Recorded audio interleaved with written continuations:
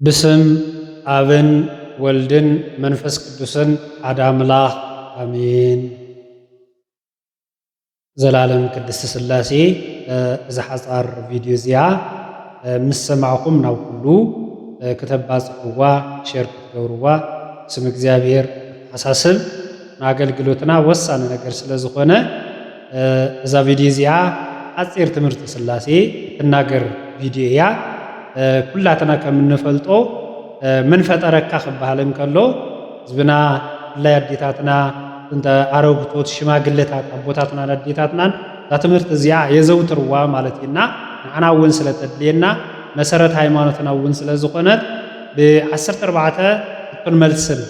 አቢለ ቀሪበልኩም ኣለኹ። ስለዚ ነዛ ቪድዮ እዚኣ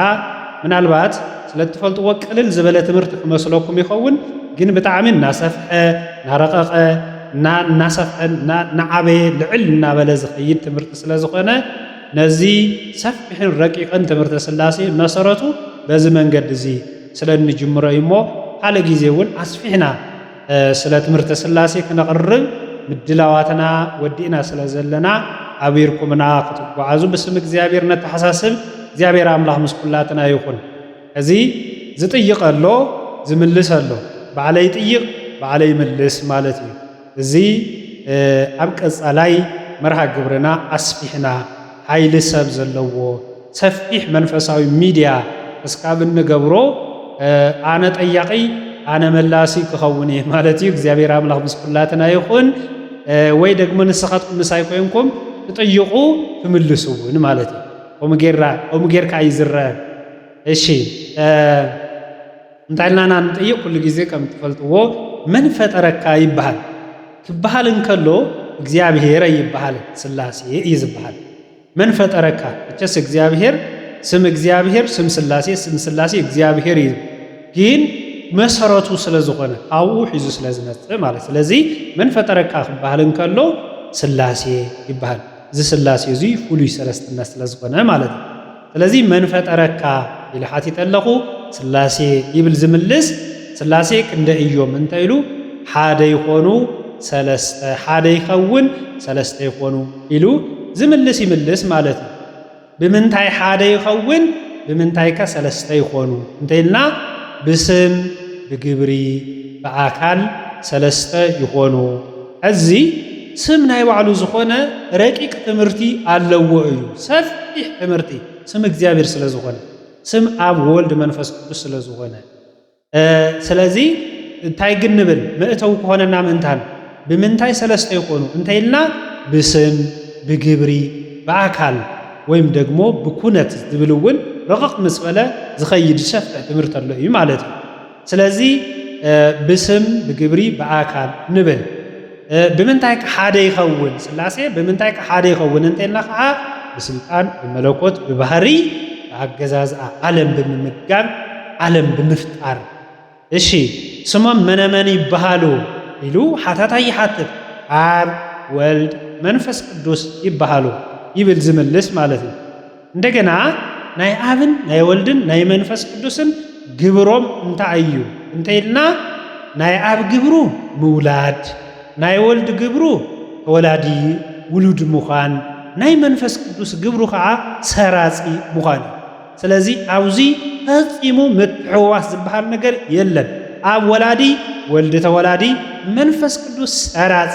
ኢልካ ጥራሕ ይዝእመን ኦርቶዶክሳዊ ተዋህዶ ሃይማኖት ወይም ደግሞ መሲሐዊት ቅድስት ቤተ ክርስቲያን ማለት እዩ። ሰራጺ ማለት እዚ ናይ አብ አቦነት ናይ ወልድ ውሉድነት ከይነውሕና ምእንታን ነትርፎሞ ሰራጺ ማለት እንታይ ማለት እዩ እንተኢልና ከክንደ አብ ከክንደ ወልድ ኮይኑ ካብ አብ ወፀ ማለት እዩ። ወፀ ማለት ከምቲ ወልድ ዘእሩይ በመለኮቱ ኢሎም ሊቃውንቲ ተኸራኺሮም ንአርዮስ ረቲዖም አውጊዞም ፈልዮም ቅድስት ሃይማኖትና ዝመስረቱልና ወልድ ዘእሩይ በመለኮቱ ምስ አብ እሩይ ብመለኮት መንፈስ ቅዱስ እውን ምስ አብን ምስ ወልድን እሩይ ብመለኮት ማዕረ ሓደ እዩ ማለት እዩ። ስለዚ ካብ አብ ከይነአሰ ካብ ወልድ ከይነአሰ ወይም ከይበለፀ ወይም ከይነአሰ እሩይ በመለኮት ኮይኑ ካብ አብ ዝኾነ ማለት እዩ። ንኣብነት ብርሃን ዘእም ብርሃን ኣምላክ ዘእም ኣምላክ ንብል ካፍቲ ብርሃን ዝኾነ ብርሃን ካፍቲ ኣምላኽ ዝኾነ ኣምላኽ ማለት እዩ ስለዚ እዚ መሰረት ዝገበረ ወፀ ማለት እዩ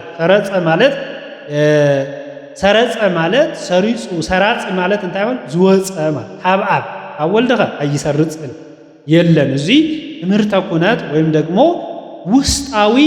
ናይ ቅድስት ሥላሴ ግብሪ ተባሂሉ ስለዝፍለጥ ካልእ ጊዜ ብሰፊሕ መንገዲ ዝቕፅል ይሆናል ማለት ነው በአብ ወላድነት በወልድ ተወላድነት በመንፈስ ቅዱስ ሰራጽነት ምቅዳም ምቅድዳም አለደ የለን እንታይ ለምኾም ልክ ከም ልብን ቃልን እስትንፋስን ወይም ደግሞ ከም እሳትን ሙቀትን ብርሃንን ብዙኾነ ምሳሌ ይንገር ዳአምበር ምን ብልላጽ የለን ምቅዳም ምቅድዳም ዝበሃል ነገር የለን ኣብ ሥላሴ ማለት ሓደ ዝልዕል ዝበለ ሓደ መንጎኛ ሓደ ትሕት ዝበለ ነገር ዝበሃል ፈጺሙ የለን ምናልባት ልበሎ ቃላሎ እስትንፋስ አሎ እዚ ምሳሌ ዘይሃጽጽ ጎዶሎ ምሳሌ ማለት እዩ ምናልባት ግን ተፈጥሮ ስለዝኾነ ዘሐሸናይ ምስጢረ ሥላሴ ትምህረና ዝኽእል ብሊቃውንተ ቤተ ክርስቲያን ዝተተርጎመ ቅዱስ ወንጌል ወንዝ ነገረና ቀዳሚሁ ቃል ውእቱ ወውእቱ ቃል አብ እግዚአብሔር ውእቱ ወውእቱ ቃል እግዚአብሔር ውእቱ ከም ዝበለ ዘወቱ ኩሉ ኮነ ወዘእንበለ ሁሳ አልቦ ዘኮነ ወኢምንትኒ ናበለ ይኸይድ እሞ ቃል ስጋ ኮነ ወሃደረ ላዕሌነ ኢሉ ቅዱስ ወንጌላዊ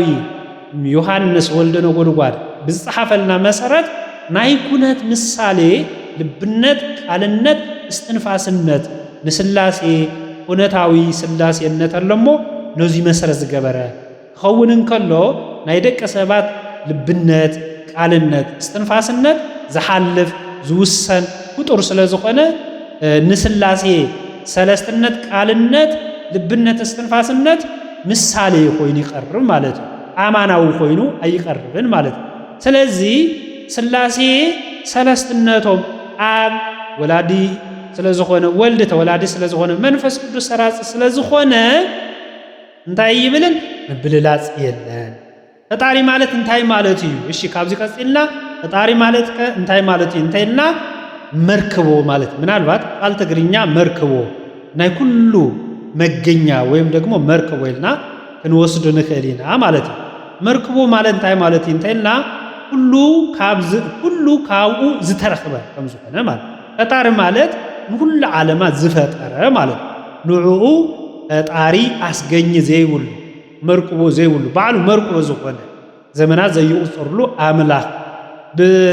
ካብ ዘይምህላው ናብ ምህላው ንፍጥረታት ንዓለማት ዘርከበ ንሱ ዘምፀ ዝፈጠረ ንሱ እግዚአብሔር ከም ዝኾነ ፈጣሪ ክንብል ከለና ሥላሴ እግዚአብሔር ከም ዝኾነ ካህሊ ማለት ምናልባት ሙዚ ቀራሪው ዝኸይድ ሁሉ ዝከአሎ አምላኽ ማለት ካህልነቱ ብምንታይ ዝፍለጥ እንተይልና መዝሙረኛው ዳዊት ከም ዝነገረና ከምዚ ይብለና ማለት እዩ ንስሩሑ ሓጋዝን ምሳሌን ከየድልዮ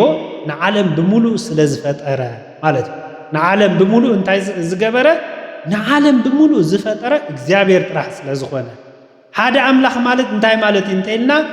አካሉ ሰለስተ እንታንተ በዝበልናዮ ብስም ብግብሪ በአካል ሰለስተ ደልናዮ ግን ዚ ሓደ እግዚአብሔር አካሉ ሰለስተ ኮይኑ እናሃለየ አካለ ሰለስተ ኮይኑ እናሃለወ ስልጣኑ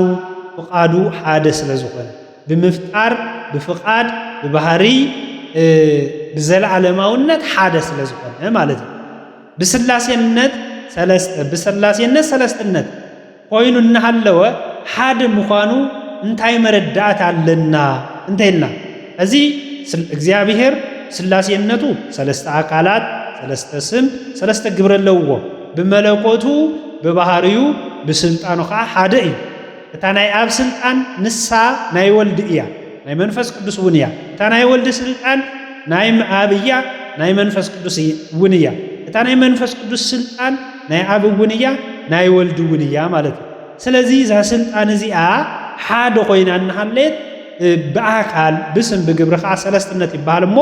እንታይ መረዳት ኣለኩም አለካ እንታይ ይልኩም ወይም ደግሞ ቅዱሳት መጻሕፍቲ እንታይ መረዳት አዘቅርቡልና እንተይና በዚህ ሐሳብ እዚ ክርዳ ንኸሊና ማለት ነው። ንኣብነት ከም ነፍስ ጌርና ንውሰዳ ነፍስና እንታይ ኣለዋ ሓድነት ኣለዋ ሓንቲ እያ እታ ነብስና ግን ሰለስተ ግብራት ኣለዋ እዞም ሰለስተ ግብራት እዚኣቶም ሰለስትነት ኣለዋ ለባውነት ነባቢነት ሕያውነት ነብሲ ተሓስብ እያ ትናገር እያ እስትንፋስነት እውን ኣለዋ ማለት እዩ ስለዚ እቲ እስትንፋስ ማለት ብቃል ብትምፅ መልክዕ ዝወፅእ ክኸውን እንከሎ እቲ ናትና ቃል እንታይ ተባሂሉ ዝርው ቃል ተባሂሉ ብቱን ከም ነፋስ ሒዝዎ ክኸይድ ዝኽእል ወይም ደግሞ ዘለዓለማውነት ዘይብሉ ምናልባት ዘለዓለማውነት ክህልዎ ዝኽእል ኣብ ቅድሚ እግዚአብሔር ጽቡቕ ተግባር ጽቡቕ ስራሕ ክንሰርሕ እንከለና እግዚአብሔር በዚ ክኸብር ስለ ዝኽእል በዚ ተዘይኮይኑ ናይ ዓለም ቃላት ድምፅታት እስትንፋሳት ሳቶም ታይም ዝሓልፉ ዝጠፉ እዮም ናይ እግዚአብሔር እስትንፋስነት ግን ሕያውነት እዩ አስገኝነት እዩ መርክቦነት እዩ ማለት እዩ ስለዚህ ሓንቲ ነፍሲ ሰለስተ ግብራት ኣለዋ ተግባራት ኣለዋ ተሓስብ ትናገር ትትንፍስ ማለት ነፍሲ ናይ ደቂ ሰባት ነፍሲ በዚ ነገር እዚ ትግለጽ ማለት እዩ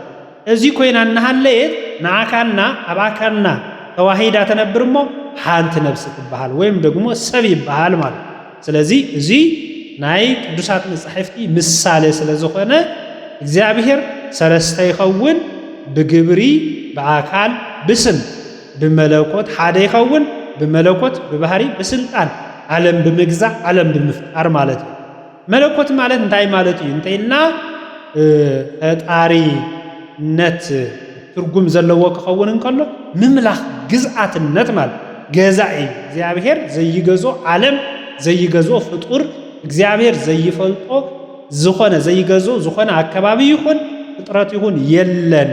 ነዚ ድማ ነቢይ እግዚአብሔር ዳዊት ጣይል ውስተ ኩሉ በሃውርት መለኮቱ መለኮትነት እግዚአብሔር ኣብ ኩሉ ዓለማት ዝመልአ እዩ ልዕሊ ሰማያት ትሕቲ ሰማያት ኣብ ውሽጢ ሰማያት ልዕሊ ምድሪ ትሕቲ ምድሪ ኣብ ውሽጢ ምድሪ ንኩሎም ፍጥረታት ዝፈጠረ ዝመለኸ ኣምላኽ ስለ ዝኾነ ስላሴ ብመለኮት ሓደ እዮም ማለት እንታይ ማለት እዩ እንተይልና ስላሴ በመለኮት ሓደ ይከንምልን ከለና በፍቃድ ማለት በመፍጣር ዓለም በመድሃን በመንግስትነት በስልጣን ሓደ ከም ዝኾነ ይነግረና ለማዓልቲ ኣብዚ ያኸለና አምላከ ቅዱሳን ክንምህር ክነገልግል ክንመሃር መንፈሳዊ ህይወትና ክንቆጻጸር አምላከ ቅዱሳን ንኹላትና ብቸርነቱ ብምሕረቱ ይሐግዘና ነዚ ሰማዕኹም ሕዋትን ሓትን ናብ ኩሉ ክባጻሕ ሸርክ ትብልዎ ብስም ቅድስት ቤተ ክርስቲያን ብስም ቅድስት ስላሴ ነተሓሳሰበኩም ናይ ቅድስት ስላሴ ፍጹም ምሕረት ናይ ወላዲተ አምላክ በረከት ናይ ቅዱሳን መላእክት ተራዳእነት ናይ ጻድቃን ሰማዕታት በረከት ምስ ኩላትና ይኹን ወስብሐት ለእግዚአብሔር